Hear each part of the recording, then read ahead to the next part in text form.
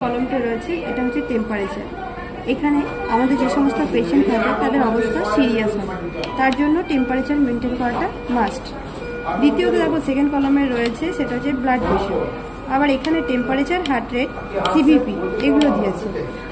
এরপরে যেটা রয়েছে সেটা হচ্ছে O2 saturation, respiration rate, position, chest physio, pain score, sedation score, pupillary reaction, আর তোমার Glasgow coma score, diabetic chart, urine sugar, এইগুলো মেনলি দেওয়া থাকে। এইগুলো মেনটেন করা অবশ্যই দরকার। তো কিভাবে মেনটেন করব? প্রথমত দেখো টেম্পারেচার যখন মেনটেন করব, আমাদের শিফটিং শুরু হয় 8টা থেকে পরের দিন মানে রাত্রি 8টার পরে হচ্ছে সকাল 7টা, এইভাবে মেনটেন করব। তো কোনো পেশেন্টের আমাকে মেনটেন করতে গেলে প্রথমে দেখতে হবে মনিটর। কিভাবে দেখবে সেটা গ্রিন লাইটের মধ্যে বা গ্রিন কালার, সেটা হচ্ছে 109 যেটা দেখাচ্ছে সেটা হচ্ছে হার্ট রেট। তারপরে দেখো ব্লু কালার দেখাচ্ছে সেটা হচ্ছে 96 হচ্ছে স্যাচুরেশন রেট। নিচেটা রেড ইঙ্কে যেটা দেখাচ্ছে সেটা 137/95, সেটা হচ্ছে তোমার বিপি। পাশেরটা দেখো রেসপিরেশন রেট। এবার আমি এখানে কি করে পুট করব সেটা দেখো। আমি প্রথমেই কত পেয়েছি, বিপি হচ্ছে 135, এখানে রয়েছে 130 আর এখানে রয়েছে 140। তো আমি এখানে কিভাবে বসাতে পারি, 130 থেকে উপরে আর 140 থেকে নিচে।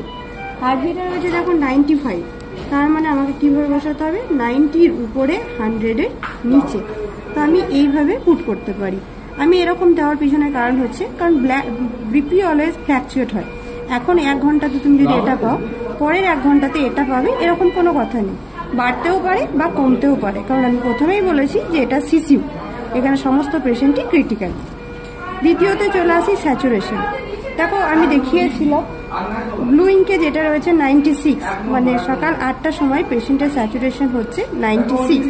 সেটা ভেন্টিলেশনে থাকলেও হতে পারে, বাইপাপে থাকলেও হতে পারে, বা O2 ফ্লো মাস্কে থাকলেও হতে পারে।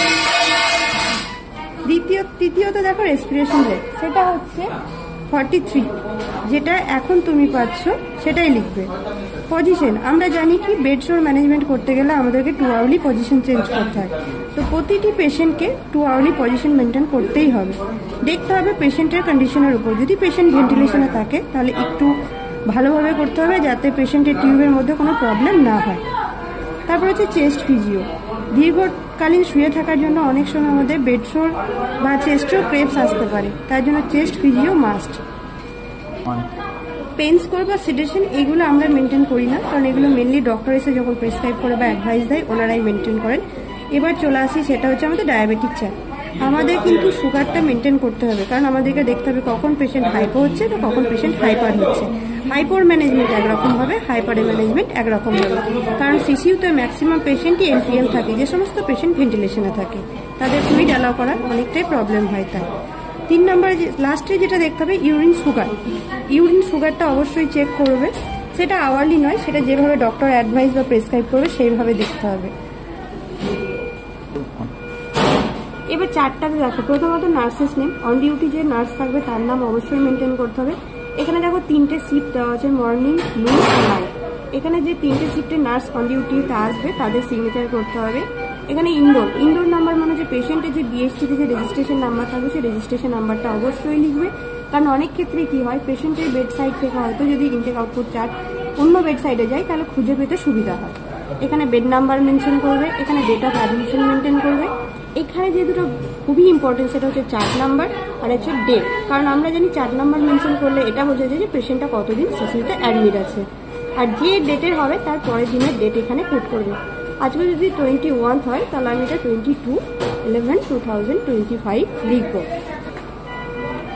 এবার দেখো পিছন পেজটাতে হচ্ছে কিভাবে আওয়ারলি মেনটেন করবে। এখানে সকাল 8টা থেকে পরের দিন সকাল 7টা পর্যন্ত টাইম দেওয়া আছে, যেখানে তুমি পেশেন্টকে কী কী দিচ্ছ, এক কথায় ইনটেক বা ইনপুট। এখানে তুমি প্রথমত IVF দেবে, তারপরে কি কি সমস্ত মেডিসিন যেগুলো ইনফিউশনে চলে, কি কি সিরিঞ্জ পাম্প চলছে, কি পাচ্ছে। এখানে দেখো ন্যাসোগ্যাস্ট্রিক বা ওরাল, যদি কোনো পেশেন্ট RT ফিট পায় বা কোনো পেশেন্ট যদি ওরালি খায়, এই কলামটাই সেটা মেনটেন করবে।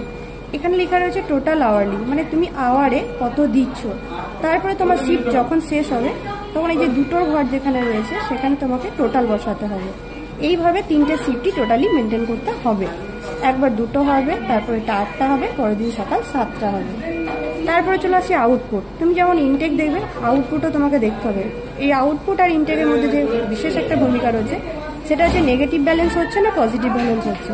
কারণ পজিটিভ ব্যালেন্স অনেক সমস্ত পেশেন্টের ক্ষেত্রে ক্ষতিকারক হয়, তাই আমাদেরকে এই জিনিসটা মেনটেন করতে হবে। তারপরে যদি কোনো ওটি পেশেন্ট থাকে তার ড্রেনেজ দেখতে হবে কতটা বেরিয়েছে আর আউটপুট কতটা হয়েছে বা কী সমস্যা। আমি আগেই বলেছি কোনো পেশেন্ট যদি ভেন্টিলেশনে থাকে, সিসিউ মানেই ভেন্টিলেশন পেশেন্ট থাকবে না এটা কোনোদিন হয় না, অবশ্যই ভেন্টিলেশনের পেশেন্ট থাকবে। ভেন্টিলেশনের পেশেন্ট থাকতে গেলে কী কী মেনটেন করতে হবে?